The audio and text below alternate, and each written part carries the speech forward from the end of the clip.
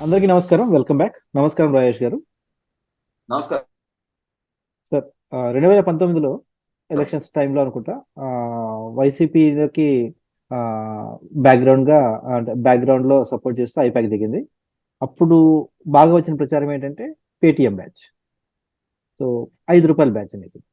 So ఇదేంటంటే ఆ, చేసిన పోస్టులకి ఊరికి రీపోస్టులు చేయడం కానీ దాన్ని ఫార్వర్డ్ చేయడం కానీ దాన్ని సర్క్యులేట్ చేస్తూ ఉండడం కానీ చేస్తే ₹5 వస్తుంది ఒక ఊరికి అనేసి. ఇప్పుడు కొత్త పద్ధతులు దొక్కింది అది. సో ఎవరైనా సరే ఒక యూట్యూబ్ ఛానల్ స్టార్ట్ చేసి ఏదో విధంగా సపోజ్ సినిమా రివ్యూలు అనుకోండి, లేదంటే ఫుడ్ విషయాలు అనుకోండి, ఏదో రియల్ ఎస్టేట్ అనుకోండి, ఏదో విధంగా ఒక ఛానల్ తయారు చేసి దాన్ని బాగా సబ్స్క్రైబర్లు వచ్చేలా చేసుకునేసి న్యూట్రల్గా ఉంటూ, అంటే వాళ్ళు ఎటువంటి పాలిటిక్స్ సంబంధం లేని విషయాలుగా చేసుకుంటూ వాళ్ళు ఒక బేస్ తయారు చేసుకుంటారు. సబ్స్క్రైబర్స్ బాగా వచ్చాక ఆ తర్వాత స్లోగా ఒక్కొక్కసారి వీళ్ళు కంటెంట్ పుష్ చేస్తుంటారు. ఎలా అంటే ఇప్పుడు వైసీపీని సపోర్ట్ చేస్తూ వీడియోలు పెట్టడం, లేదా చంద్రబాబు నాయుడు గారిని, పవన్ కళ్యాణ్ గారిని, లోకేష్ గారిని తిట్టడం. సో వీళ్ళకంతా రెమ్యూనరేషన్లు కూడా ఉంటున్నాయంట, ఒక్కొక్క పోస్ట్ పెడితే కానీ, లేదంటే ఒక్కొక్క వీడియో చేస్తే కానీ. సో ప్లస్ వాళ్ళకి ఇయర్లీ శాలరీ సపరేట్గా ఇస్తారు. దీనికి సపోర్ట్ బ్యాక్ ఎండ్ నుంచి సపోర్ట్ కూడా చేస్తారు, ఎడిటర్ల విషయంలో కానీ, కంటెంట్ విషయంలో కానీ. ఇన్ని కొత్త పద్ధతులు దొరుకుతున్నాయి. ఎన్ని దారుణాలు చూడబోతున్నాం ఈసారి. వీళ్ళకి కౌంటర్గా టీడీపీ ఏం చేయబోతుంది? కాస్త మీకు ఏమన్నా ఐడియా ఉంటే కాస్త చెప్పండి సార్. ఇప్పుడు దాదాపుగా ఇవాళ ప్రతిరోజు శాటిలైట్లో కానీ యూట్యూబ్లో కానీ కనీసం 5 నుంచి 6 ఛానల్స్లో నేను మాట్లాడుతూ ఉంటాను. అంటే నిత్యం యూట్యూబ్ ఛానల్స్ ఎంగేజ్ అయ్యి ఉండటం వల్ల, యూట్యూబ్లో మాట్లాడుతూ ఉండటం వల్ల, నాతో పాటుగా ఇవాళ ప్రభుత్వానికి అనుకూలంగా మాట్లాడేవాళ్ళు కానీ, ప్రభుత్వానికి వ్యతిరేకంగా మాట్లాడేవాళ్ళు కానీ, చాలా మంది వ్యక్తులకు సంబంధించిన సమాచారం నా గురించి వాళ్ళకి ఎట్లా తెలుస్తుంటుందో వాళ్ళ గురించి కూడా నాకు అట్లాగే తెలుస్తూ ఉంటుంది. మీరు చెప్పింది అక్షర సత్యం. ఎందుకంటే ఇప్పుడు నేను మాట్లాడుతున్న ఒక ఛానల్ పేర్లు ప్రస్తావించడం అనవసరం. నేను నాది షూట్ పూర్తయిపోయి ఆ ఛానల్ యాజమాన్యం నేను కూర్చొని మాట్లాడుకుంటూ ఉన్నాం. మేము అక్కడ ఉండంగానే ఆ ఛానల్ యాజమాన్యానికి ఫోన్ రావడం జరిగింది. వైసీపీ పార్టీ సోషల్ మీడియా ప్రధాన పర్యవేక్షకులు ఎవరైతే ఉన్నారో వాళ్ళ దగ్గర నుంచి, మీ ఛానల్ సబ్స్క్రైబర్స్ బాగున్నారు, మీ ఛానల్‌లో రీచ్ బాగుంటుంది, మీ ఛానల్‌లో కంటెంట్ కొంచెం తెలుగుదేశం పార్టీకి అనుకూలంగా ఉంటుంది. మీరు తెలుగుదేశం పార్టీకి అనుకూలంగా గాకుండా, ప్రతికూలంగా మీరు వ్యవహరించడానికి సిద్ధపడితే, మాకు అనుకూలంగా మీరు వ్యవహరించిన పక్షంలో, మీకు నెలకి ₹20,00,000 ఇస్తాము అని చెప్పని బాహాటంగా వాళ్ళు ఆఫర్ చేయడం జరిగింది. కాకపోతే ఏంటంటే, ఈ ఛానల్ యాజమాన్యం మరి నా ఎదురుగానే వాళ్ళు ఆ ప్రపోజల్‌ని తిరస్కరించారు. తర్వాత వాళ్ళు వాళ్ళ మొదటి విధానానికే ఇప్పటికీ కట్టుబడి ఉన్నారు. కాబట్టి ఇక్కడ వీళ్ళైతే అమ్ముడు పోలేదనేది వాస్తవం. ఎందుకంటే ఇవాళ మనం సినిమాల్లో డైలాగులు చెప్పుకుంటాం గానీ, కొనేవాడు రేటు మారొచ్చు గానీ, అమ్ముడు పోవటం ఖాయమని చెప్పని అన్ని సందర్భాల్లో అందరూ అమ్ముడు పోరు. అదే సందర్భంలో ఇవాళ విశ్లేషకులుగా ఉన్న చాలా మంది కూడా చాలా రకాలుగా ప్రలోభ పడుతున్నది వాస్తవం. ఈ నేపథ్యంలోనే ప్రభుత్వంలో ఉన్న లోపాలని కొంచెం గట్టిగా ఎత్తి చూపుతుంటాం కాబట్టి, నేను, అడుసుమల్లి శ్రీనివాసరావు గారు, ముప్పాంకం చౌదరి గారు లాంటి మమ్మల్ని కూడా కొంతమంది ప్రశ్నిస్తా ఉంటారు. అదేంటి ఇవాళ వైసీపీకి అనుకూలంగా మాట్లాడే వాళ్ళందరికీ కూడా మంచి మంచి ప్యాకేజీలు అందుతున్నాయంట కదా! మీరు ఇవాళ ప్రభుత్వానికి వ్యతిరేకంగా మాట్లాడుతున్నారు కదా! మీకన్నా తెలుగుదేశం పార్టీ నుంచి ప్యాకేజ్ అందట్లేదా? మీకు డబ్బులు అందట్లేదా? అని చెప్పని మమ్మల్ని ప్రశ్నిస్తా ఉంటారు. అంటే వాళ్ళ ఉద్దేశ్యం ఏంటంటే ఇవాళ మాట్లాడే ప్రతి వ్యక్తికి ఏదో ఒక ధర నిర్ణయం చేసుకొని ఎటో ఒకవైపు అమ్ముడు పోయినట్టుగానే ఇవాళ సమాజంలో కూడా అట్లా చలామణి అయిపోయింది. నేను చెప్తుంటా, బాబు నా ఇస్త్రీ చొక్కా నాదే, నా పెట్రోల్ నాదే, నాకెవరు డబ్బులివ్వరు, తీసుకోను నేను. అంటే 10 మందిలో ఒక 6గురు నా మాట నమ్మిన, నలుగురు నా వంక అనుమానంగానే చూస్తున్నారు ఇప్పుడు సమాజంలో ఉన్న ట్రెండ్‌ని బట్టి. కాకపోతే ఏంటంటే ఇప్పుడు మన వ్యక్తిత్వం ఏంటో మనకు తెలుసు కాబట్టి అందరికీ మనమేమి మన కాంటాక్ట్ సర్టిఫికేట్ తీసుకెళ్ళి డిస్ట్రిబ్యూట్ చేయాల్సిన నెసెసిటీ లేదు. కాకుంటే ఖచ్చితంగా ప్రలోభాలకు గురవుతున్నది వాస్తవం. ప్రలోభాలకు గురి చేస్తున్నది వాస్తవం. అధికార పార్టీ 2019 ఎన్నికలకు ముందు చాలా వ్యూహాత్మకంగా యూట్యూబ్‌ని చాలా సక్సెస్‌ఫుల్‌గా వాడుకుంది.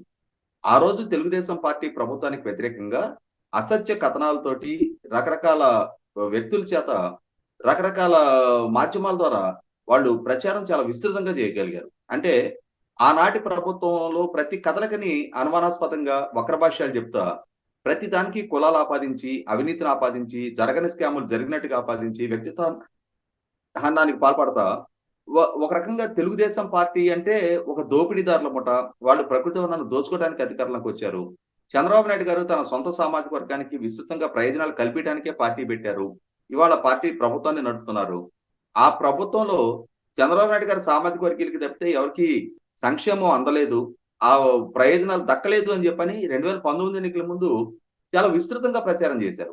ఆ ప్రచారం ఎంతవరకు వెళ్ళింది అంటే చంద్రబాబు నాయుడు గారి ప్రభుత్వం, ఆయన పాలసీస్, ఆయన క్యాబినెట్, ఆయన తీసుకున్న డెసిషన్స్, ఆయన అమలుపరిచిన పథకాలు, ఆయన రచించిన అభివృద్ధి ప్రణాళికలు, వాటి ఎగ్జిక్యూషన్ ఇవేవి ప్రజల చర్చనీయాంశం కాల. వైసీపీ పార్టీ చేసిన నెగిటివ్ క్యాంపెయినే చాలా విస్తృతంగా ప్రజల మనోభావాలని ప్రభావితం చేసిందనేది వాస్తవం. ఇటువంటి నేపథ్యంలో ఇవాళ వైసీపీ పార్టీ అధికారంలో ఉంది. ఖచ్చితంగా వైసీపీ పార్టీ ఎన్నికలకు ముందు ఏ వాగ్దానాలు చేసింది, ఆనాటి ప్రభుత్వం మీద ఎటువంటి ఆరోపణలు చేసింది అనేది ప్రజల మస్తిష్కంలో అట్లాగే నిక్షిప్తమై ఉన్నాయి. ఇటువంటి నేపథ్యంలో ప్రజలు ఆ రోజు వీళ్ళు ఈ ఆరోపణ చేశారు కదా, మరి ఎందుకని ఇప్పుడు దాకా నిగ్గుదేల్చలేదని ప్రశ్నిస్తారు. వాళ్ళలో వాళ్ళు చర్చించుకుంటా ఉంటారు. అదే సందర్భంలో ఆ రోజు ఈ వాగ్దానం చేశారు కదా, ఎందుకు నెరవేర్చలేదు, ఇది చర్చనీయాంశంగా మారుతుంది. ఇప్పుడు ప్రజల దృష్టికోణం మళ్లించాలి.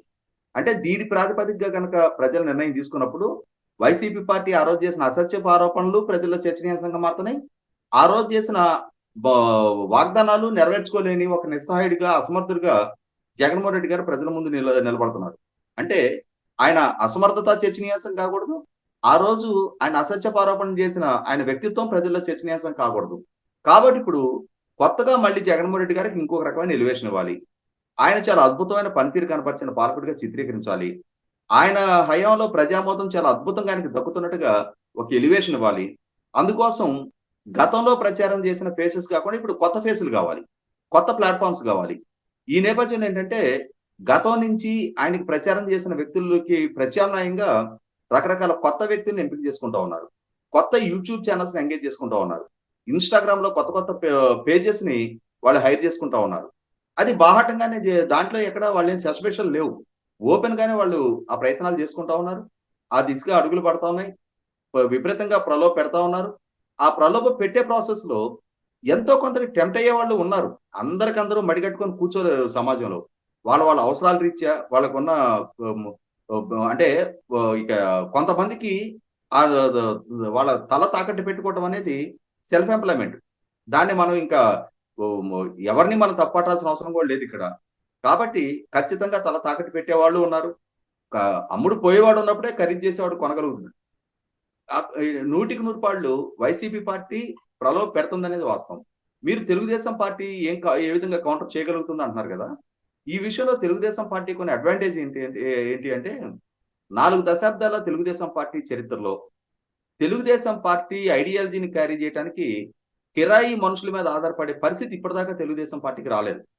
ఈ మధ్యకాలంలో పార్టీ వ్యూహకర్తలుగా రాబిన్ శర్మ లాంటి కొద్ది మందిని ఎంగేజ్ చేసుకున్నా కూడా వాస్తవంగా ఎన్టీ రామారావు గారు ఏ ముహూర్తాన్ని ఆ జెండా ఆవిష్కరణ చేశారో ఆ రోజు నుంచి 40 దశాబ్దాలుగా సుశిక్షితులైన, పార్టీ అంటే అంకితభావం ఉండి లాయల్టీ ప్రదర్శించి ఆస్తులు కోల్పోయినా, అయిన వాళ్ళని కోల్పోయినా, కేసులు పాలైన, ఆఖరికి కట్టుబట్టలతో రోడ్డు మీదకి వచ్చినా కూడా ఆ జెండాని విడవని సుశిక్షితులైన కార్యకర్తలే తెలుగుదేశం పార్టీకి అండాదండ.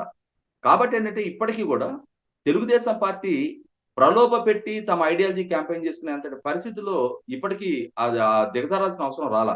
కానీ వైసీపీ పార్టీ 100కి 100 పాళ్ళు అక్రమ ఆర్జన పునాదుల మీద ఏర్పడ్డ పార్టీ. దాంట్లో ఎటువంటి డిస్ప్యూట్ లేదు. వాళ్ళ దగ్గర కావాల్సినంత వనరులు ఉన్నాయి. ఆ వనరులు వాళ్ళు ఏం సక్రమంగా సంపాదించిన డబ్బు కాదు. మన కంట్రిబ్యూషన్ మనం కూడా తింటే తప్పలేదని చెప్పని చాలా మంది కూడా భావిస్తూ ఉంటున్నారు. ఈ నేపథ్యంలోనే వీలైనంత వరకు దండుకోవటానికి వాళ్ళు ఇచ్చే ఆఫర్లని అంగీకరించడానికి కూడా ఎవరు సంకోచించకుండా అంగీకరిస్తున్నారు. ఏదేమైనా సరే ప్రజలు వీటిని అన్నింటినీ పరిగణలోకి తీసుకొని 2019 నాడు ఎట్లయితే అటువంటి ప్రభావంతో ఓటేశామో ఇప్పుడు కూడా అటువంటి ప్రభావంతో వెయ్యాలా అని చెప్పని ప్రజల్లో చాలా చర్చనీయాంశంగా మారుతుంది. ప్రజలు పాలకుడి పాలనా దక్షతను పరిగణలో తీసుకుంటారు. ఈ పాలన వల్ల తమ జీవితాల మీద ఎటువంటి ప్రభావం చూపించిందనే దాని మీద నిర్ణయం తీసుకుంటారు. తమ బిడ్డల భవిష్యత్తు ఎలా ఉంది, శాంతి పద్ధతులు ఎలా ఉన్నాయి, పర్ క్యాపిటల్ ఇన్కమ్ ఎలాగుంది, తమ కొనుగోలు శక్తి ఎలాగుంది, ఆదాయ వనరులు ఎట్లా ఉన్నాయి, ఉపాధి కల్పన ఎట్లా ఉంది, మహిళల గౌరవానికి భంగం కలుగుతుందా, కాపాడబడుతుందా, ఆస్తుల విలువ పెరుగుతుందా, తరుగుతుందా, ప్రకృతి వనరుల లూటీ జరుగుతుందా, జరగట్లేదా, వీటన్నిటిని పరిశీలించగలిగే పరిజ్ఞానం వాళ్ళ ప్రజల దగ్గర ఉంది. గతంలో ఒక 30 ఏళ్ల నాడు ప్రజలు అమాయకులు అయి ఉండొచ్చు. ఇవాళ సాంకేతికత అనేది ప్రజల ఫింగర్ టిప్స్ దగ్గర ప్రతి సమాచారాన్ని అందిస్తా ఉంది. తల్లిదండ్రులు చదువుకోకుండా పిల్లలు చదువుకొని ఉంటున్నారు. ప్రపంచవ్యాప్తంగా జరుగుతున్న మార్పు చేర్పుల మొత్తాన్ని కూడా తల్లిదండ్రులకు విశ్లేషించి చెప్పగలిగే పరిజ్ఞానం పిల్లలకు ఉంటుంది. ఇటువంటి నేపథ్యంలో వ్యూహాత్మకంగా ఎటువంటి ప్రణాళికలు వైసీపీ పార్టీ రచించుకున్నా ఆ వ్యూహాలన్నీ కూడా 2019తో చెల్లిపోయినాయి. ఇప్పుడు కూడా అదే వ్యూహాలు, అదే స్ట్రాటజీస్ తోటి మరొకసారి జగన్మోహన్ రెడ్డి గారికి ఎలివేషన్ ఇవ్వాలి, ప్రత్యర్థుల వ్యక్తిత్వానికి పాల్పడాలి అనంటే 100కి 100 పాళ్ళు అన్ని ఎన్నికల్లో కూడా అది సాధ్యం కాదు, కాబోదు.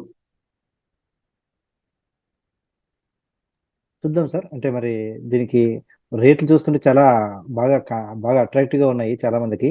మరి దీని మీద ఎంతమంది అట్రాక్ట్ అయ్యేసి ఈ మధ్యన చూసాము, ఎవరో రివ్యూలు ఇచ్చుకునే వాళ్ళు కాస్త బయటపడ్డారు. వాళ్ళ మీద దాడి కూడా టీడీపీ సైడ్ నుంచి, టీడీపీకి సపోర్ట్ చేసే ఛానల్స్ బాగా దాడి కూడా చేస్తున్నాయి. చూద్దాం మరి ఎంతకాలం వెళ్తుంది ఇది.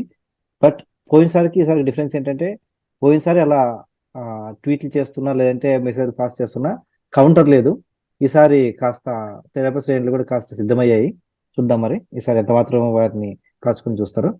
ధన్యవాదాలు సార్.